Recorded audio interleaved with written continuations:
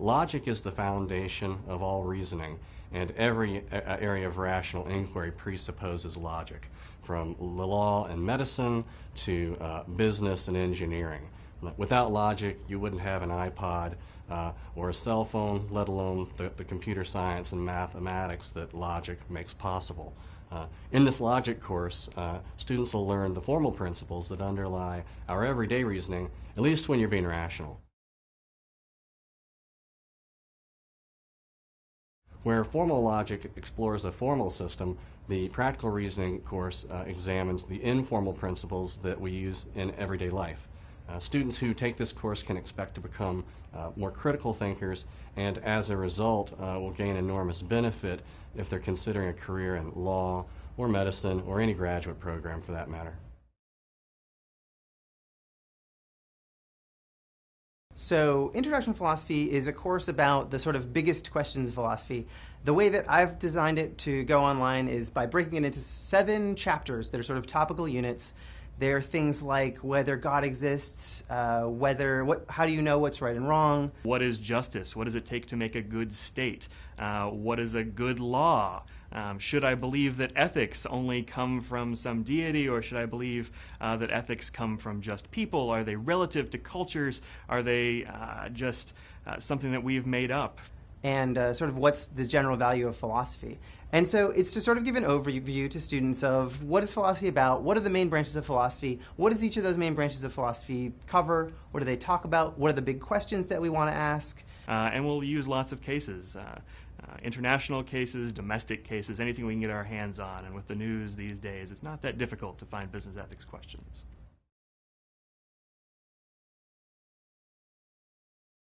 Ethical issues in business is about all of the different things that have an ethical angle that occur in and around business. So that covers everything from those of us who manage business, those of us who work in businesses, those of us who are customers who interact with businesses. Every day you run into ethical issues, whether it's big picture stuff like the environment, whether it's labor stuff with your supply chain, whether it's even the most basic things involving customer interaction, disclosure to investors. Should I feel loyalty to my employer? Or is it okay to fire somebody for any reason I want? Are sweatshops good or bad, or neither, and just sort of a thing we need to improve? The course covers all of these things and more.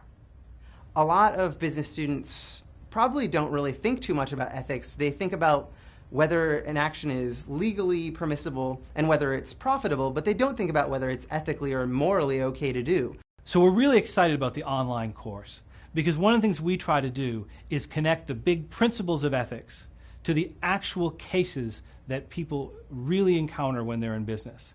And how we do that online is we create interactive exercises where students play a role of a person in a scenario and actually have to make those decisions and face those consequences of those decisions, because experience is sometimes the best teacher.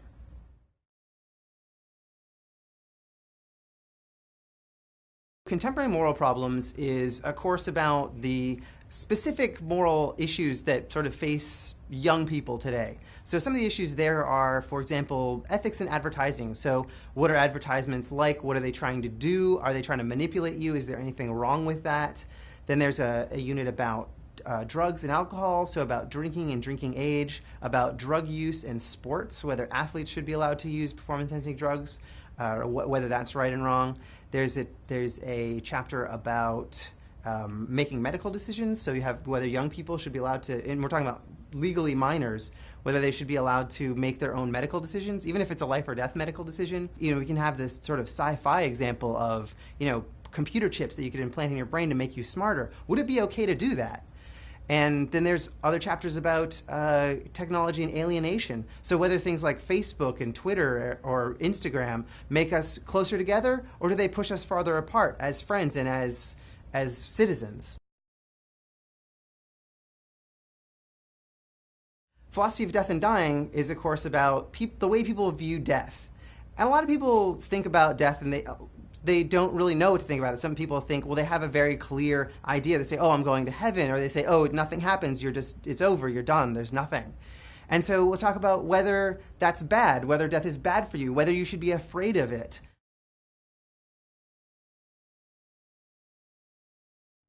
Philosophy 359, the philosophy of religion, is regularly offered online at UNCG.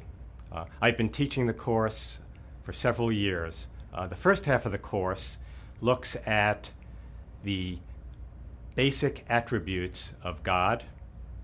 These include attributes such as omnipotence, omniscience, eternality, and moral perfection. The second half of the course looks at the existence of God.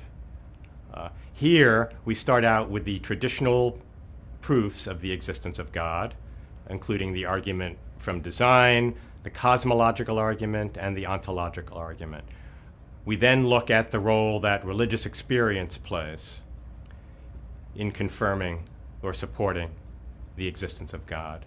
Finally, we look at the problem of evil, one of the major difficulties confronting anyone who would try to rationally defend the existence of the Supreme Being.